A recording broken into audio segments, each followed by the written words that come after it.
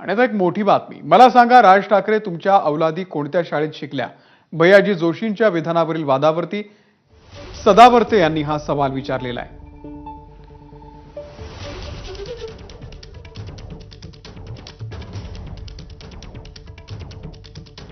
उद्धव, मला असं वाटतंय की जेमतेम म्हणजे एखादा कार्टुनिस्ट असलेले तुम्ही जेमतेम कलाकार आहात. तुम्ही भाषेचे ज्ञानी नाही आहेत. तुम्ही लिफ्ट करून पुढारी झालेले आहात. त्याच्यामुळं त्याच प्रकारे राज ठाकरे ज्या प्रकारे व्यक्त झाले, मला खरोखर राज ठाकरेची क्यू येते. मला हे सांगा, राज ठाकरे तुमची जी मुलं आहेत, तुमच्या ज्या औलादी आहेत, कोणत्या शाळेत शिकल्या? स्वतःचे लेकरं कॉन्व्हेंट, स्वतःचे लेकरं IBDP मध्ये शिकवणारी माणसं दुसऱ्याला सांगतात ही भाषा शिका, ती भाषा शिका.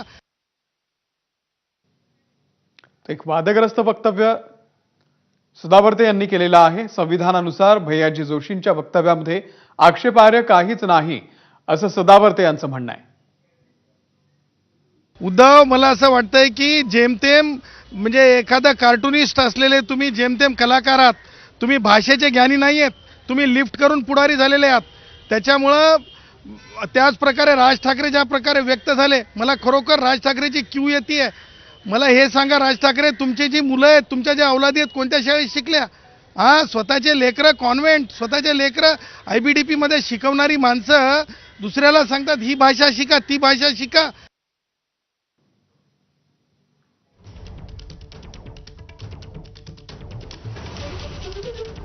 तर सदावर्तेंनी उद्धव ठाकरेंसोबत राज ठाकरे दोघांवरही टीका केलेली आहे. भैयाजी जोशी यांनी गुजराती संदर्भात, मराठी भाषेसंदर्भात जे वक्तव्य केलं, त्यानंतर उद्धव ठाकरे आणि राज ठाकरे यांच्या प्रतिक्रिया आलेल्या होत्या.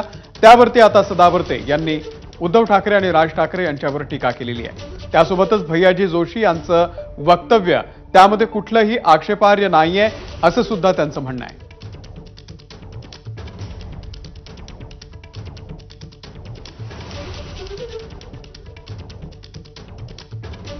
तर भैयाजी जोशी यांच्या विधानावरील वादावरती गुणरत्न सदावर्ते यांनी हे वक्तव्य केलेलं आहे.